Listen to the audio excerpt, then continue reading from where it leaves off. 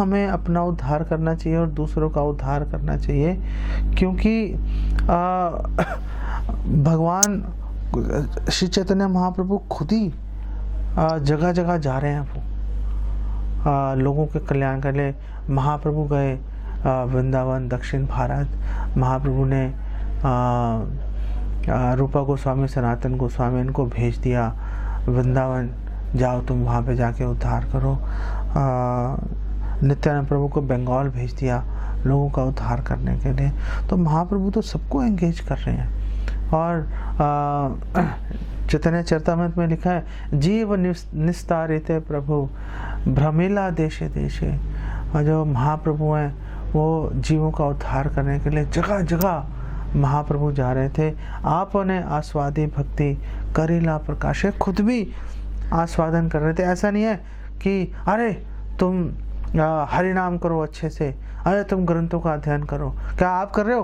भाई मैं तो कर नहीं रहा, बस तू कर ले क्योंकि शास्त्रों का आदेश है। अरे ऐसे नहीं होता, आपको खुद पहले उसका आस्वादन करना पड़ेगा। जब आप आस्वादन करोगे, जब आपको टेस्ट आएगा और आप वो कन्विक्शन, वो अनुभव जो आपने साक्षात आपका अनुभव हो गया करके, जब तब आप किसी को बोलोगे, वो तुरंत वो व्यक्ति जो है प्रभावित हो जाएगा।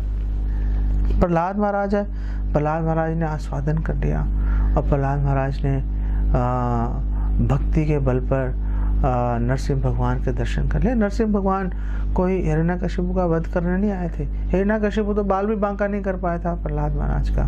वो तो प्रहलाद महाराज को दर्शन देने के लिए, उनके विरह को शांत करने के लिए भगवान नरसिंहदेव प्रकट हो गए।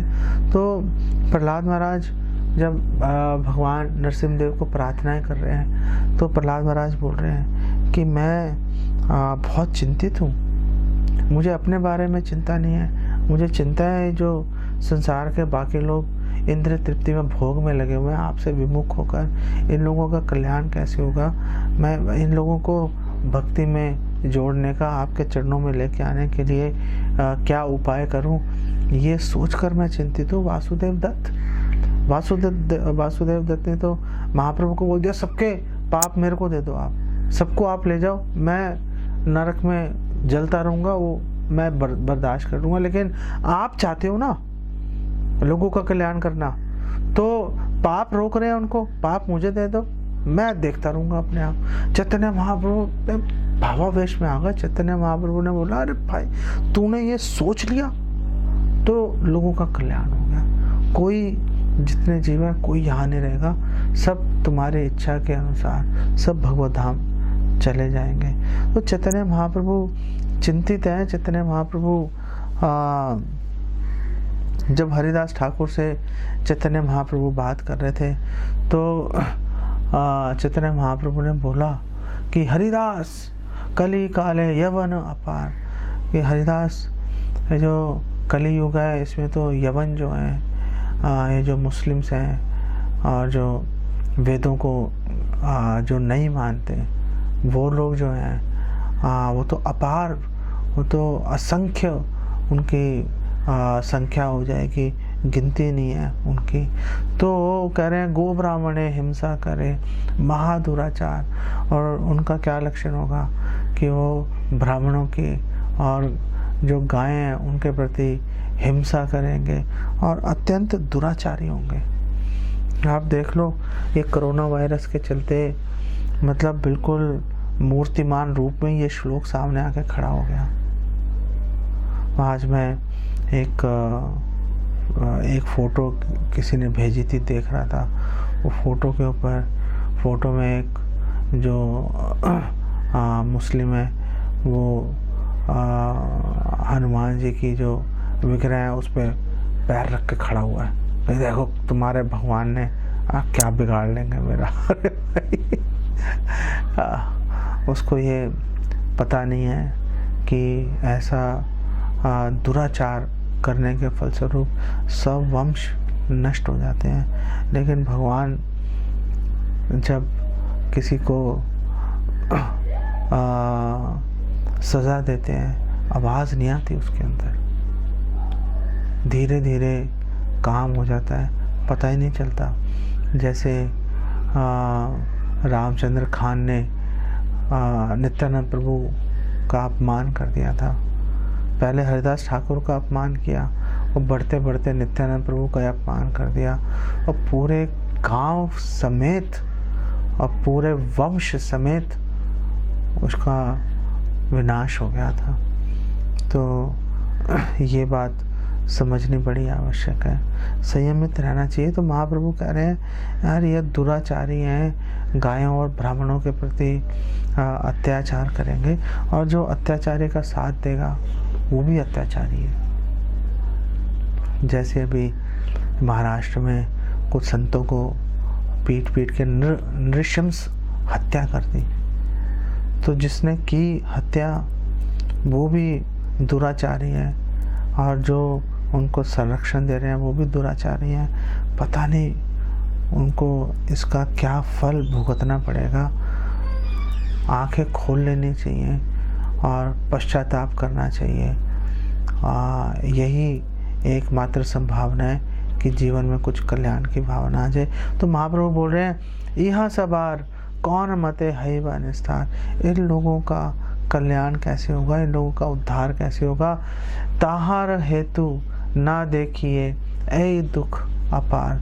और मेरे मन में यही दुख है कि मुझे इन लोगों के कल्याण का कोई मार्ग दिख नहीं रहा। वो तो चलो हरिदास ठाकुर ने चैतन्य महाप्रभु की चिंता को शांत कर दिया और चैतन्य महाप्रभु को उन्होंने दिखा दिया कि कैसे महाप्रभु की दया से ही ये जो यवन है, ये जो दुराचारी हैं, ये जो गायों और ब्राह्मणों के प्रति अत्याचार में लगे हुए हैं, इन लोगों का भी उद्धार संभव है महाप्रभु की दया से।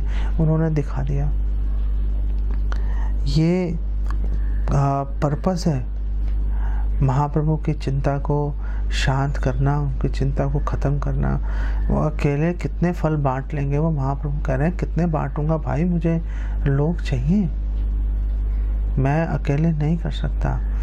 इनफैक्ट जब चैतन्य महाप्रभु एक बार मिलने आए थे सिद्ध बकुल में हरिदास ठाकुर से, तो उस समय सनातन गोस्वामी भी वहाँ पर रह रहे थे और क्योंकि उनके पूरे शरीर में झारखंड के जंगलों का गंदा पानी पीने के कारण उनके पूरे शरीर में फोड़े हो गए थे और उसमें से पस बह रही थी, मवाद निकल रही थी। तो वो सोच रहे थे मैं आत्महत्या कर लेता हूँ, कैसे इस शरीर से महाप्रभु की सेवा करनी चाहिए थी, वो मुझे गले से लगाते हैं तो उनका जो शरीर है सारा दूषित हो जाता है। तो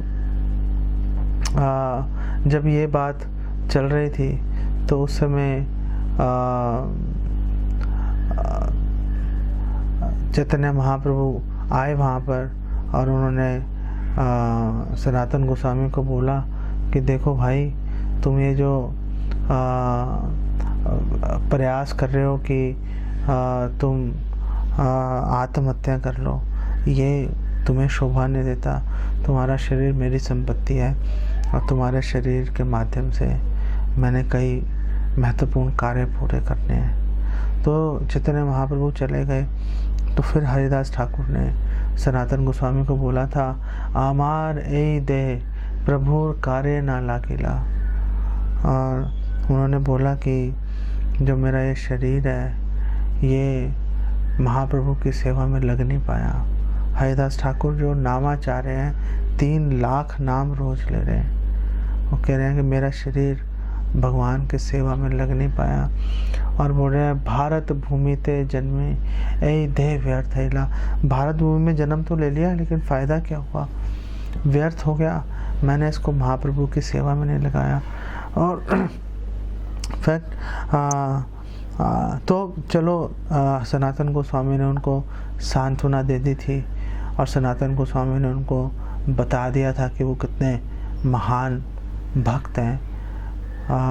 तो वो तो चलो दैन्यता वश बोल रहे थे और श्रील प्रभुपाद बोल रहे हैं कि एक जो पहले आप परफेक्ट हो जाओ, पहले आप आदर्श आचरण करो, फिर आप जाकर प्रचार करो।